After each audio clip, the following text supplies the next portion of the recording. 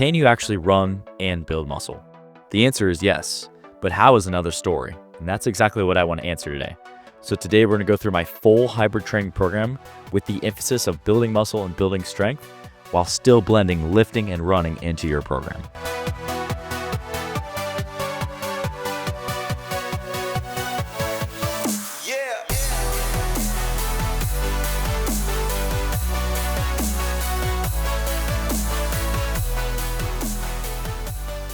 What's up, guys? Welcome back to the channel. Today, we're going through my full hybrid training program. And right now, my emphasis is on building muscle and building strength. And I'm going to show you how I'm currently training to achieve that goal of building muscle, building strength, and still running. Now, it's very hard to think that a lot of times people think that you can't achieve both, that you can't run and you can't lift and build muscle. But I'm going to show you that you definitely can. You just have to have structure in your program. You have to be following a program that's going to progressively overload. And this style of training is really ideal for people that are looking to have it all. They're looking to build both performance in their workouts, but also work on building aesthetics and building their body composition and building muscle and getting into really good shape. And this style of training can really allow you to do so as long as you have structure, as long as you're not winging it, because just like anything, if you are winging it and you're guessing, you're not going to see the progress that you want. So I want to run through my current program right now, and I want to run through how I'm setting my full week of training up, things that I'm doing in my diet, things that I'm doing with recovery, how I'm spacing things out, and how I'm really setting my program up right now to achieve the goal of running and building muscle. So like I was saying, my main goals right now are to build strength, build muscle mass. I still want to improve my running performance as well, and I'm still running at least twice every single week. And I just want to say off the bat that this is my current program, and this is something that everybody can look very different on their current goals, the way they structure their program, the amount of time that they have to allocate towards their fitness. So don't think that you have to do this exactly, and don't think that you have to set up this exactly the way that I'm setting it up. You can set it up a lot of different ways, and that's really what I do with my clients, both in person and online, is take the person's goals and meet them with where they're at and structure the program around that. Because within hybrid training, you can have lots of different goals. You can be at a point where you're trying to focus on building muscle and building strength. You could be at a point where maybe you're signed up for a race and you want to prioritize that goal while still lifting. So just take that with a grain of salt. On your program might look a little different depending on your current goals, how long you've been training, how much time you have to train each week. I am a husband. I'm a father of 3. I am a business owner. So really, ideally, I have about an hour to work out each day. And I don't have time to lift and run every single day. If you're at a point in your life where you can do that, that's perfectly fine. There's nothing wrong with that. You just have to make sure that your program is structured in a way that makes sense. It's actually going to help you make progress, because more is not always better. More structure, more progression, more following a detailed program is always going to be better and lead to better progress. I actually have my eyes on a half marathon that I would like to sign up for. I'm going to see if my wife will do it with me. And I'm planning on doing a full prep series where we prep for half marathon and show you how I still train hybrid, still blend lifting and running, but still having that emphasis on performing and perform my best for the half marathon. So if you're interested in seeing a full prep series for a half marathon, let me know down in the comment section below. I'd be interested to see how many of you guys are interested in seeing what that looks like. So let's hop into my full program. I'll talk about diet a little bit later, how I'm structuring that, the way that I'm setting that up. Talk about some recovery tools and just some things that you can do to set yourself up for success. Let's talk about the program first. So we're going to run this through a Monday through Sunday time frame. And the goal with everything right now, like I said, my goal is to build muscle and build strength. My goal is to hit everything twice per week. It's going to be the most optimal way to help you stimulate the muscle more than once. It's going to be the best way to break down muscle tissue and make sure that you can really give the amount of volume that you need to force your muscles to grow. So my goal is to hit everything twice a week. And that's why things are set up a little bit differently. But on Monday, I come in and I do a chest and shoulders workout. This workout is emphasizing building strength, building muscle. The chest is the priority, and then I will hit shoulder accessory movements. So at the beginning of the workout, I'll have my heavy compound bench presses, do some accessory presses on incline, do lots of isolation movements like flies. And then once I'm done with the chest portion of the workout, then I'll get into some isolation work with the shoulders, and I'll even add some core on that day. On Tuesday, I come in and I hit my lower body. And this is where I really focus on strength and overload, heavy hack squats, heavy Bulgarian split squats, focusing on those big compound movements, trying to focus on getting stronger, having lots of volume, And this day is kind of a balanced leg day of both anterior chain and posterior chain. So typically I'll start off with either hack squats or Bulgarian split squats. I'll throw in some Romanian deadlifts for the posterior chain, trying to overload. And then as the workout progresses, getting into more isolation and accessory movements like lunges or leg extensions, leg curls, calf raises, all those types of movements like that. On Wednesday, come in and do a back and arms workout. So this is a little bit different of a style, but I like the split up between the chest and the back because I always find that the chest and back on one day is just a lot of volume and just big muscle groups on one day. So I personally like to split those up. You might like chest and back. That's perfectly fine, but this is just how I'm structuring it.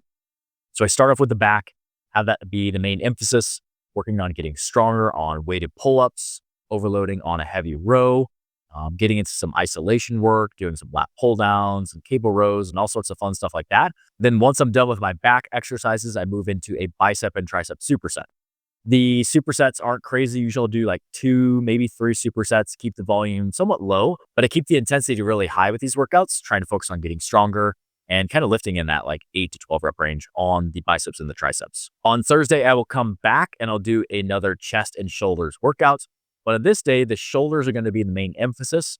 So I'll start off all the shoulder muscles first and start off with a heavy overhead press, get into maybe a second overhead press movement, and then do lots of volume and isolation, maybe throw some intensity techniques in like press pause and drop sets. And then once I'm done with all my shoulder work, I'll do some chest isolation, maybe some chest flies, maybe some slower tempo presses, and really focus on having some accessory work for the chest.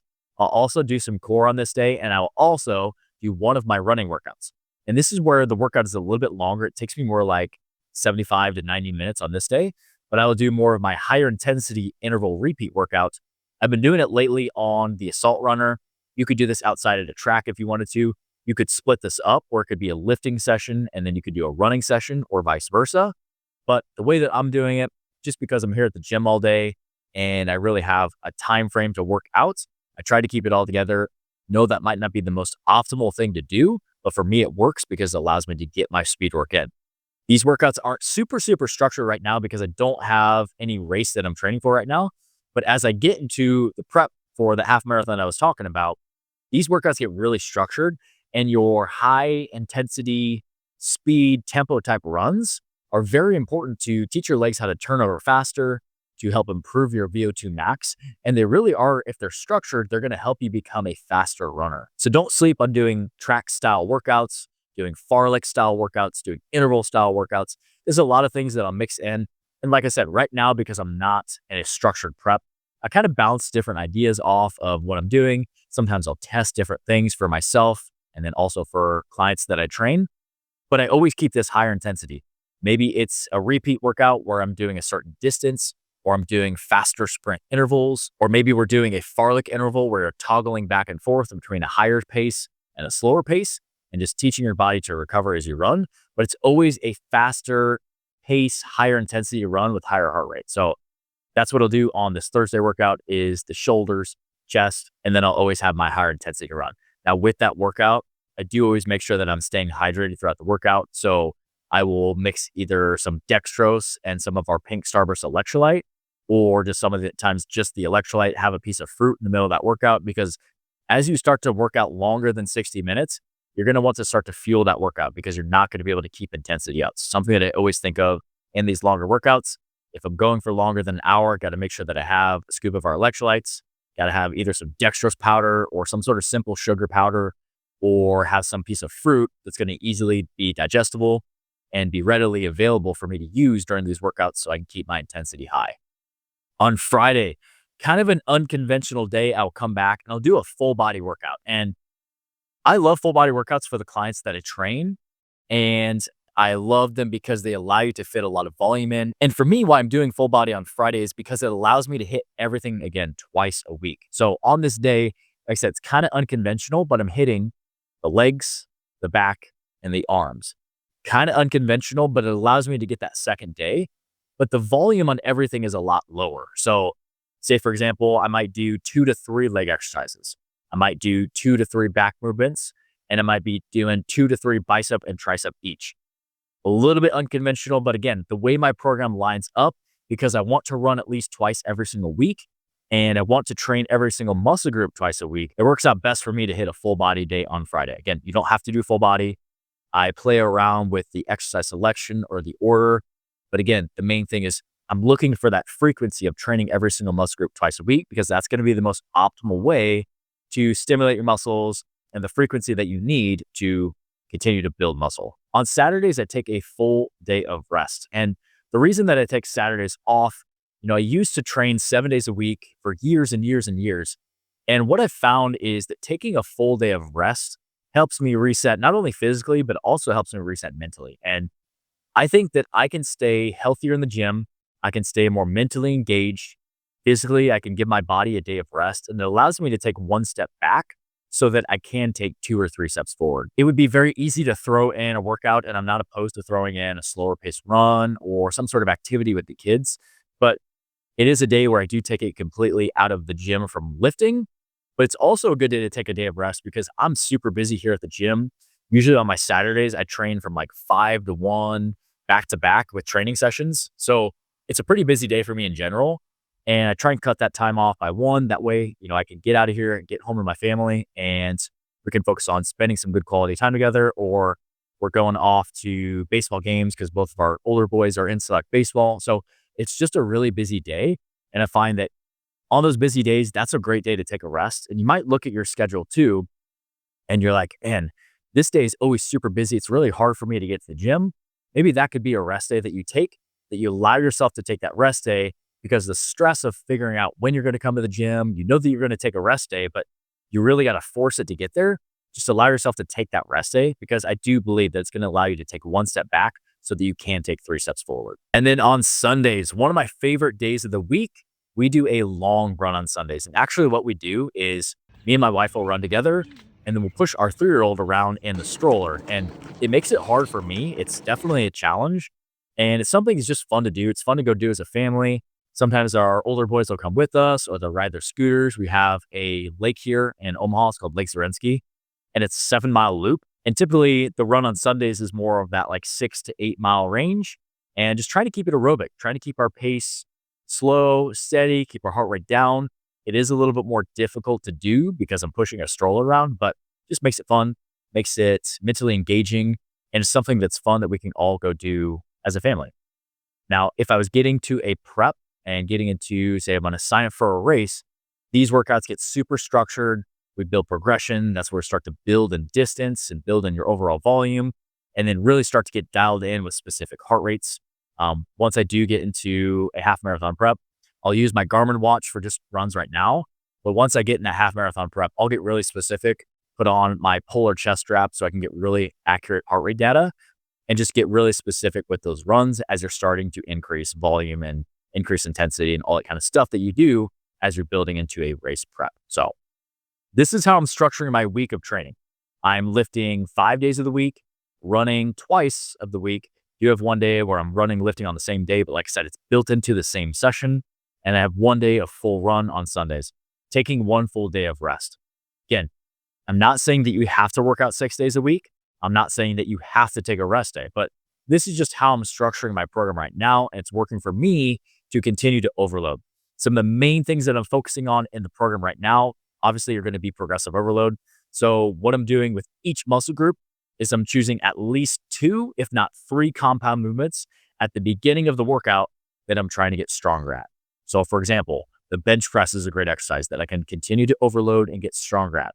The hack squat, the deadlift, the Bulgarian split squat, the overhead press, the weighted pull-up. These are all big compound movements that every week I can try and focus on adding 1 rep or 2.5 pounds or 5 pounds, and slowly do that over time in that like 6 to 8 rep range. And that's going to be the one of the most important things that you can do to force your muscles to grow. Another thing that I'm doing is I'm racking up enough volume. So typically each muscle group is at least getting hit 12 to 20 sets per muscle group per week. And that's why I really like to split up my volume into 2 different days, because say you do all of your chest on one day and you do 6 or 7 different chest exercises. By the time you're 3 or 4 exercises into that workout, mentally you're not as engaged. Physically, that muscle is just taxed, And I find that I can keep more higher intensity if I split up that volume into 2 separate days with my workouts. So that's why it's also very important to hit everything twice a week, because you can be more intense with the sets. And that intensity is what's going to help you have the purpose to help build muscle and help create that stimulus in the gym. Just like I recommend to my own clients that I train both in person and online, keeping very detailed records of the weights, the sets, the reps, how it feels. And I really encourage you to do the same thing, because if you're not in your program, it's going to be really hard to know what you did last time, remember what you did, and track steady progress. Because sometimes it might only be a rep that you add, but every rep that you add, say it's a week, every week you add 1 rep to a certain weight that you've been doing, that's progressive overload at its finest. And that is the secret sauce to building muscle.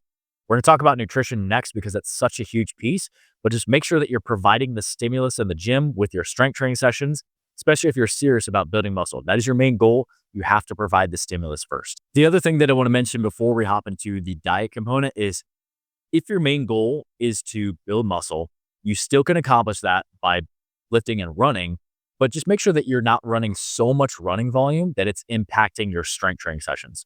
More is not always better. And I think it's easy to think that, especially if you come from an athletic background or a strength training background. But what I would recommend for most of your runs is, I would try to stay between 10 to 20 miles a week. That's going to be a great place where you can still maintain a great aerobic base.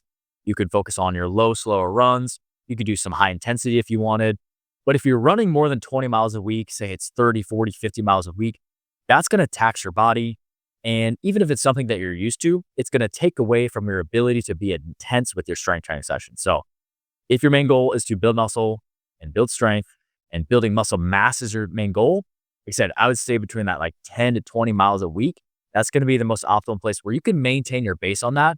And you could always hop into any race prep if you're running 10 to 20 miles and be a good place to build into that, versus having to really build fitness because you're not running at all. So don't completely neglect running, but also just make sure they're not running too much. And I would also say that if you're running more than twice a week, make sure that only one of those days is a high intensity run.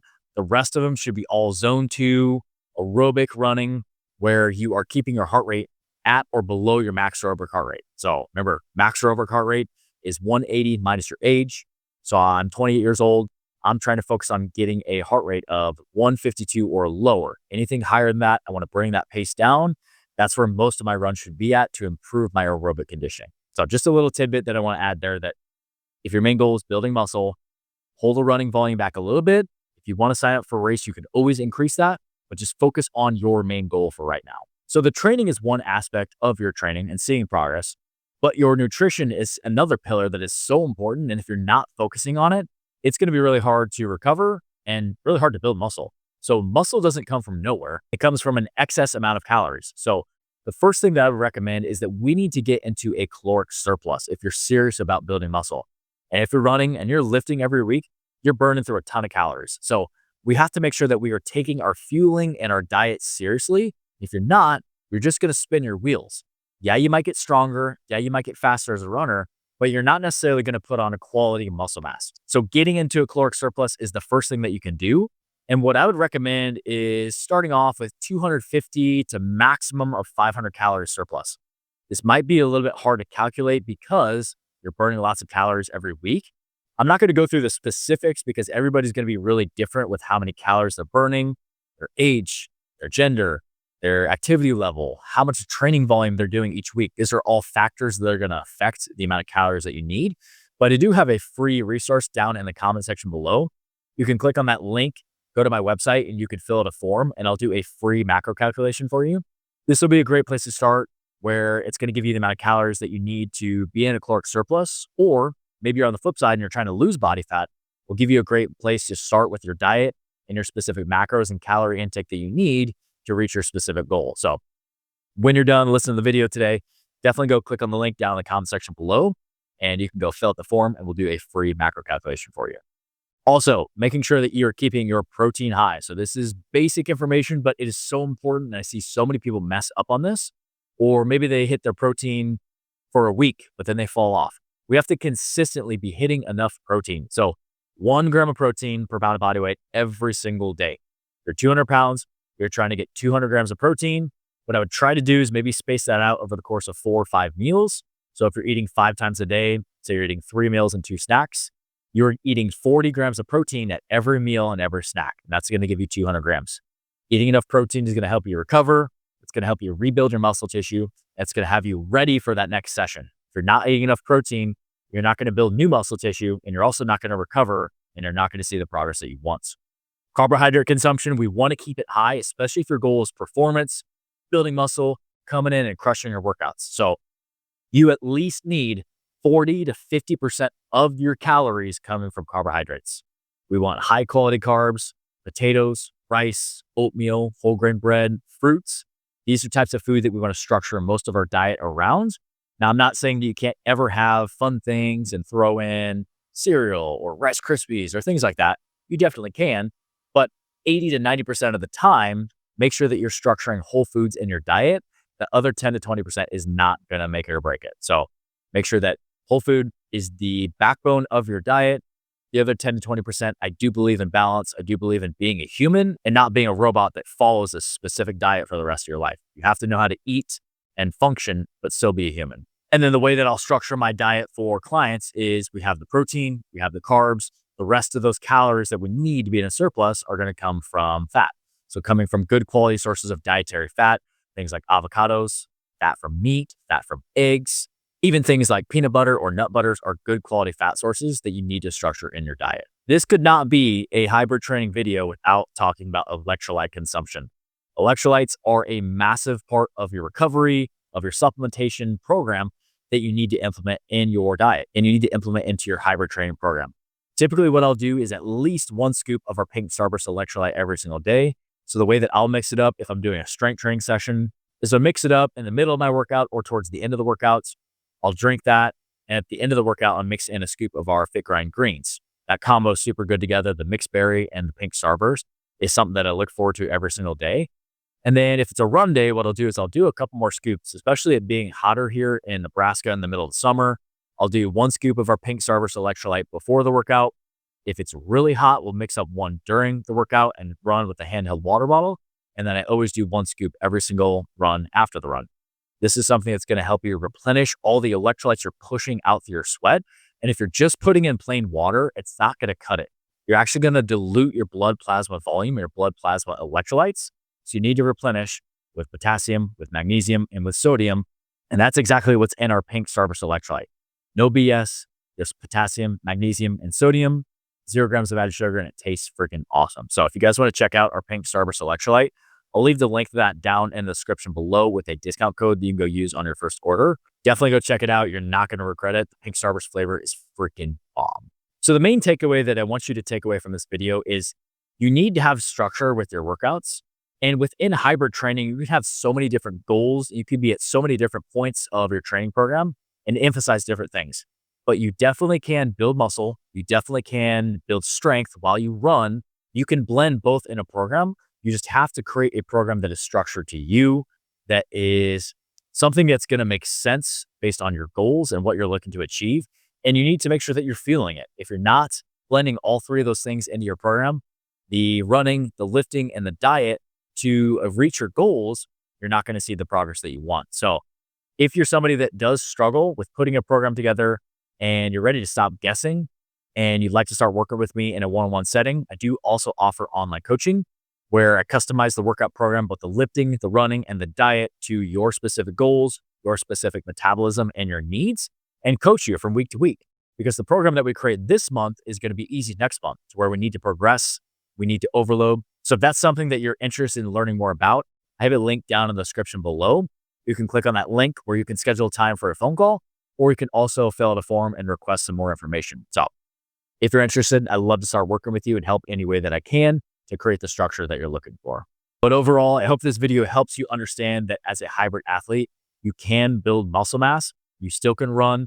Training in this style can give you the best of both worlds, where you can focus on improving your performance, improving your overall health, building muscle, building strength, improving your aesthetics. You can have it all. You just have to have some structure. You can't go wing it, just like anything. If you're guessing and you're winging it, you're not going to see the best progress possible. So I hope this video helps. And as always, guys, if you guys have questions, let me know down in the comment section below. I'll leave some videos to go watch on the screen here next. Check those out, and I'll see you guys in the next one.